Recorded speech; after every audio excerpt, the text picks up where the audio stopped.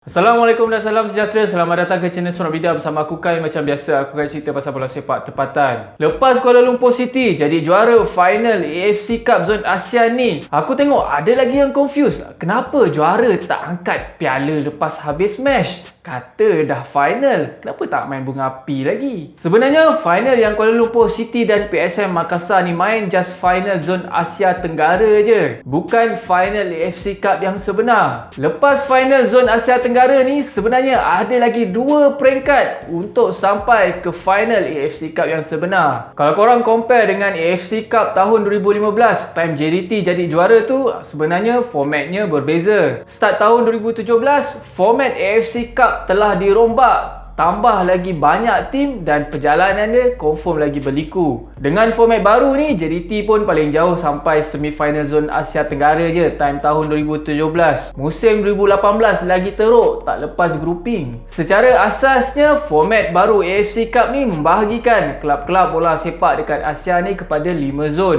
Zon Barat ada geng-geng Pak Arab, contoh wakil-wakil kelab daripada Lubnan, Iraq, Bahrain, Oman, Palestin, Kuwait. Zon Selatan, geng-geng daripada India, Nepal, Maldives, Bangladesh.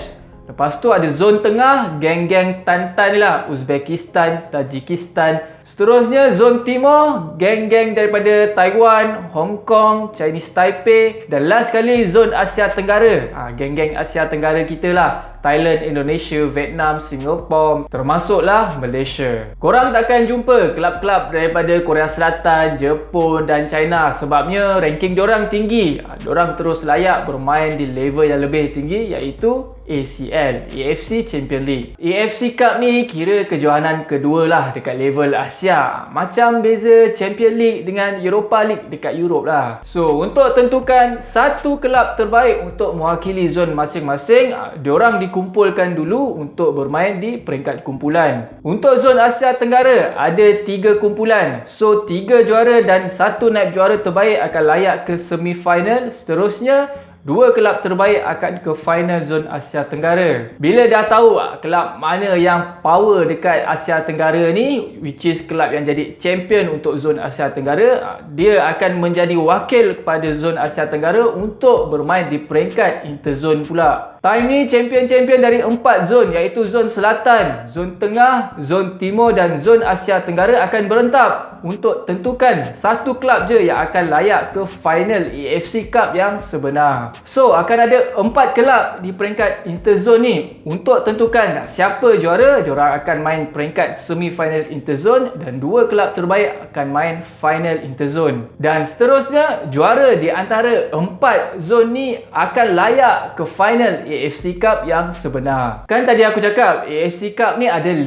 zon. So 4 zon, zon Selatan, Tengah, Timur dan Asia Tenggara duduk dalam kelompok interzone yang sama. Dan satu zon lagi, zon Barat, which is zon Pak Arab. Diorang special sikit. Diorang tak ada peringkat interzone. Champion zon Barat ni terus layak ke final AFC Cup yang sebenar. Atau dengan maksud lain, dekat final AFC Cup yang sebenar nanti, champion zon Barat akan bertemu dengan champion di antara 4 zon tadi. So dekat final AFC Cup yang sebenar, confirm lah akan ada champion daripada Pak Arab setiap tahun. Secara ringkasnya, kalau kelab Malaysia nak jadi juara AFC Cup, diorang kena main grouping, semifinal dan final zon Asia Tenggara. Lepas tu main semifinal dan final interzone, dan last kali baru main dekat peringkat final AFC Cup yang sebenar, bertemu wakil daripada kelab Pak Arab. Total 3 final nak kena hadap baru boleh angkat piala AFC Cup yang sebenar. Itulah liku-liku kehidupan perjalanan di format AFC Cup kali ni.